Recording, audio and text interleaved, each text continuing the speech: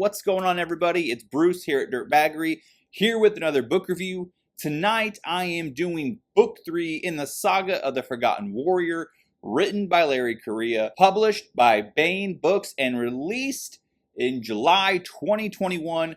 The name of this book of which I speak is Destroyer of Worlds. Get you some of that. This series is phenomenal. It's my favorite series, fantasy series. It's so good. Larry is the GOAT. He's my favorite writer right now. He's on top of the hill, king of the hill. Someone's gonna have to get up there and dethrone him, but right now he's my guy. I'm sticking with him. I just listened to Monster Hunter Vendetta on my way down to Disneyland. Holy monkey butt, dude! That was a good book. So fun. It was sad. It was gangster. I laughed. I cried. My wife was looking at me weird because I had an AirPod in, and she was like, "What are you laughing at? Don't worry about it." Great book. My current read is Dune Messiah, but I'm pretty much done with that monkey right there. So, and then I think my next read is going to be Land and Sea, Cyclones of Chaos. But enough of that. Let's get into the synopsis poo-poo of this great book, Destroyer of Worlds. The Great Extermination has begun.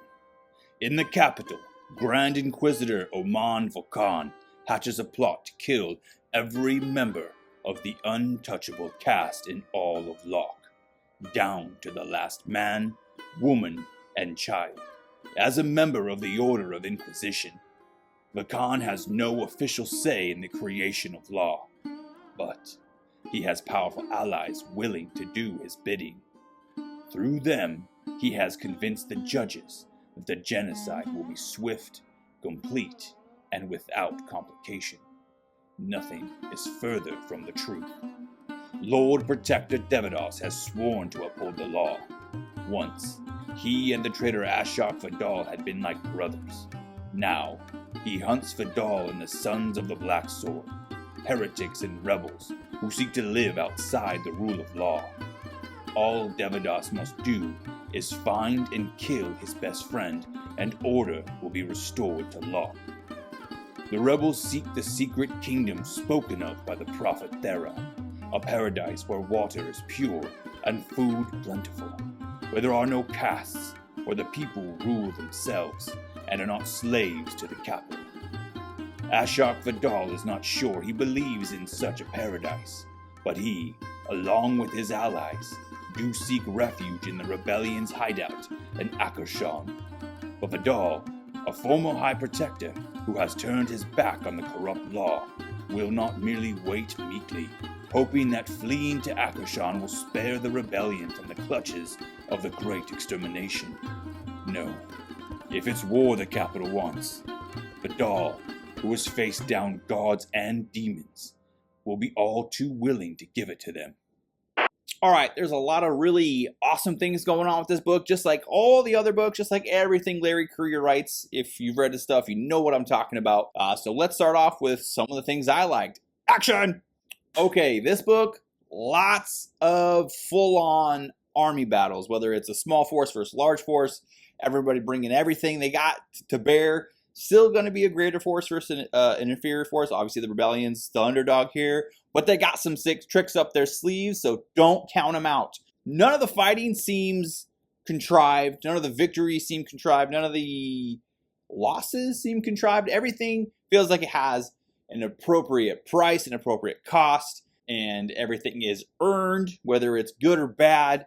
He does a great job. Larry, freaking kudos, bruh. In the last battle, at the end of the book, we really get a good idea as to why the law hates fortress rods, or as we might call them, guns, so much. Why they view them as such a threat. And as you can expect, it's because it gives the weak power to fight against the strong. Whereas in this caste system, only the warriors know how to fight, and they're highly trained.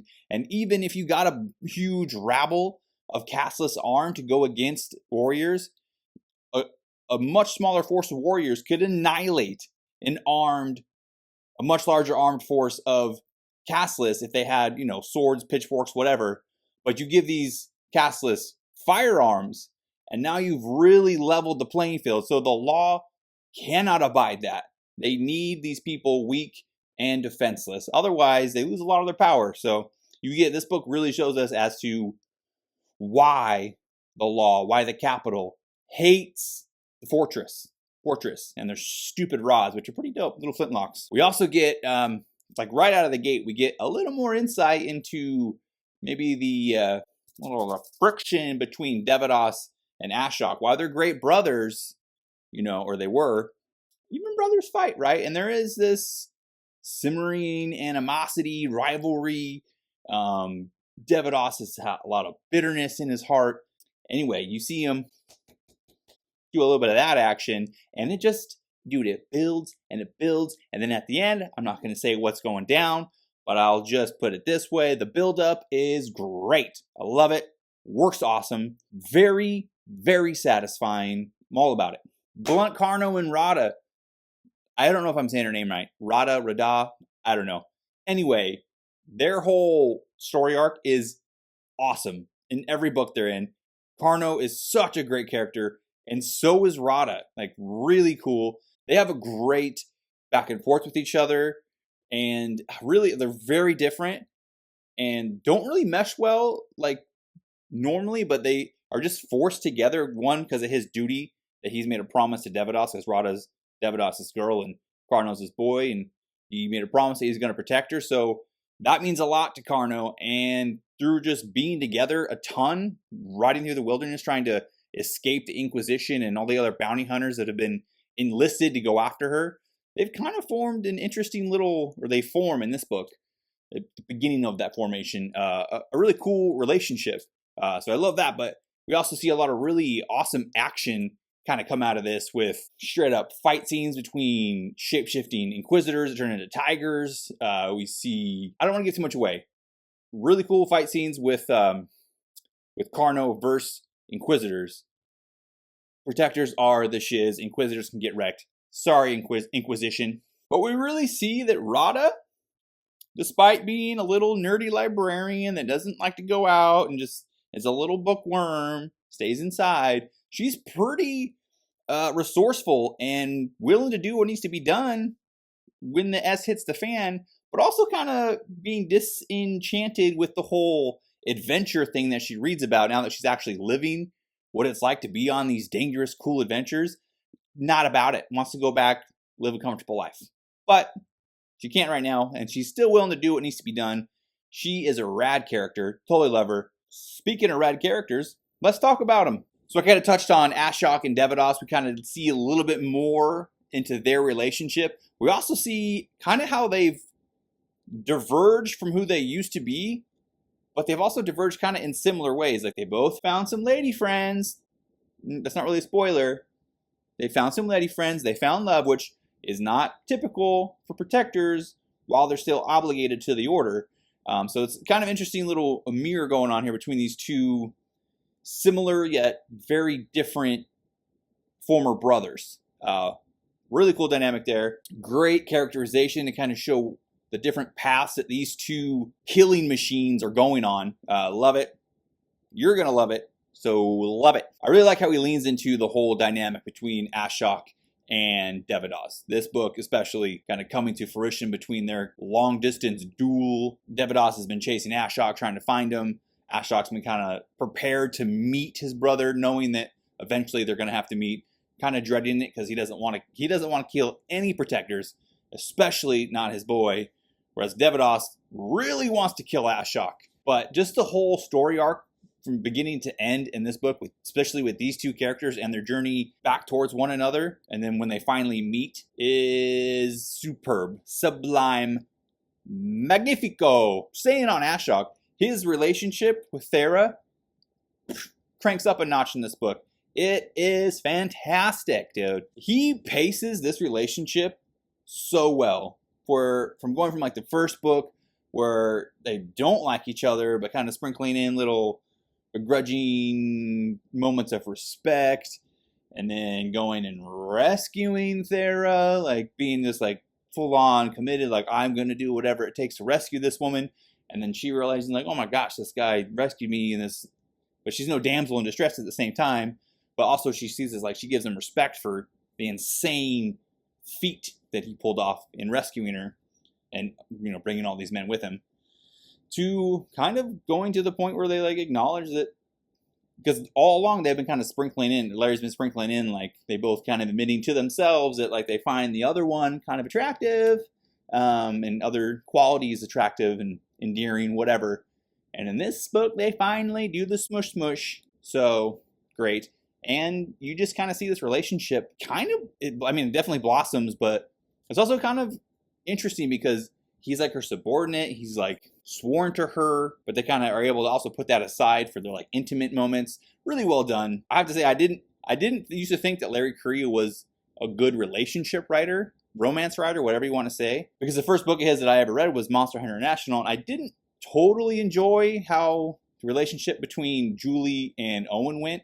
Thought it was kind of a little contrived and kind of awkward and unrealistic, which by Vendetta is much better, but this video is not about that. I'm just trying to say that like he's definitely improved. I don't know if that was an intentional thing or if it's just he's gotten better from Monster Hunter International, but this, yeah, the relationship in this feels fantastic. It's a great romance if you're into that kind of thing, which I am. I like a good romance. I do. I'm sorry. But yeah, I think Larry does a great job with their relationship, the romantic relationship between Ashok and Thera. It just makes other things that happen down the road more impactful because you care about how they feel about one another, and it makes other events more impactful. So really good use of the romance. Very organic. Now, what story would be complete without the big baddie? I am talking about Oman. We learn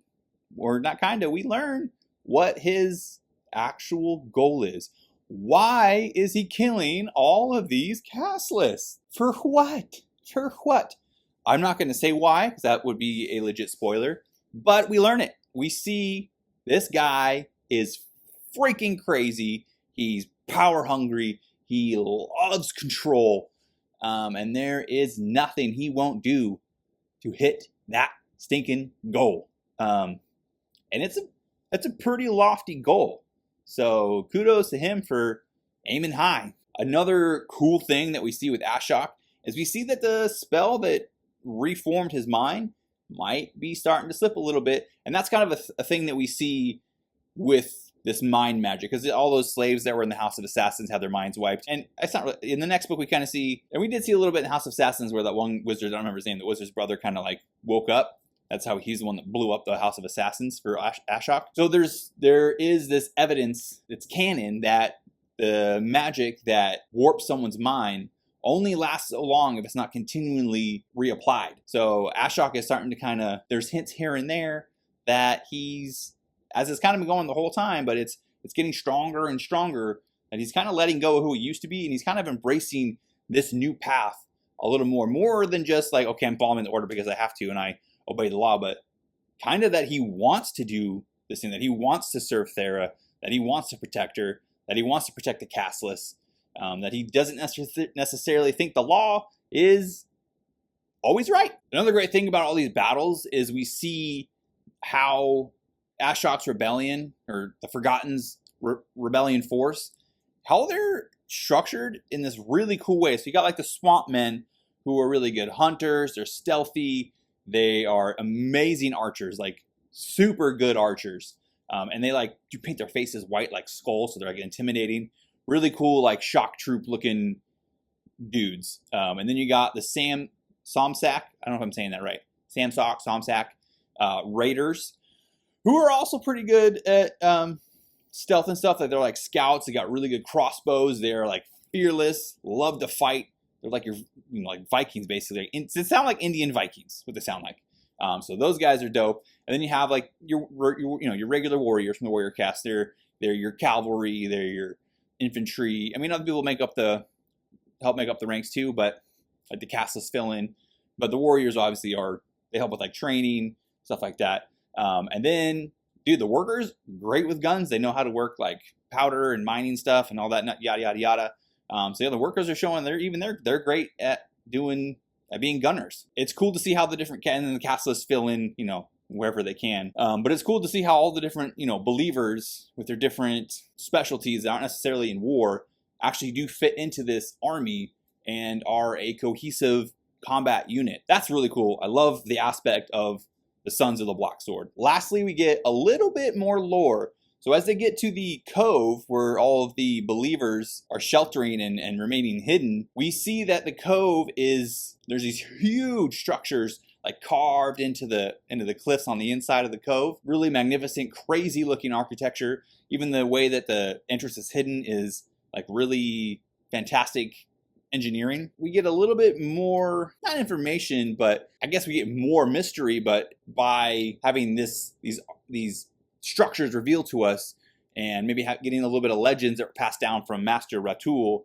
about the ancients, we get more information in the way of more mystery. But anyways, they're talked about more, and it's kind of developed, and we start to learn that all these ruins and some of these palaces that the new families own, or some of them are just pre-existing old ancient buildings. But anyway, the ancients are like master architects. Seemed like they were, before the demons mucked them up, they were pretty advanced. So it's kind of a cool little forgotten era thing that gets just to flavor the world. You know, it's nothing crazy. Well, at least not yet. Yeah, it's a cool flavor. I love that they got extended. Kind of gives us a little bit more purview into who the gods are, what the gods are, what the demons are. Yeah, so he definitely expands the lore a smidge here in this book. But yeah, that's all I got. What was good about one book is good about another. The action is always good in these books. Like, his action's phenomenal. And as far as I've seen from every Larry Correia book, the action is always on par. I think this is my favorite so far of the series, and I just finished Tower of Silence, so I've read the first 4. The 5th one's not out yet. Great book. Destroy Worlds. Go read it. Read the first 2. Read this one. Go read the next one. I'll make a video about it, but I'm going to tell you right now, go read it. And then read the rest of the books, dude. This series kicks stinking butt, dude. I love it. I'm such a huge fan. I'm going to be a fan forever, dude. I'm so glad I found this series. So if you, for some reason, if you're watching my video about the 3rd book in the series and you haven't read any of them yet, 1, go fix yourself. 2, start reading the books. But anyway, that's all I got for tonight. I will see you guys next time with my review of Tower of Silence, and then I'm going to be done with the series until I get my hands on Graveyard of Demons. But until that happens, go ahead and like, subscribe, share this video so I can grow my lovely channel. Thank you all who have already subscribed. Comment down below, let me know what you thought about this video. If you read the book, tell me what you thought. If you have questions about the series that I can answer as best I can, because I've read all that are out so far, let me know. Come participate. All right. Love you guys. See you later. Bye.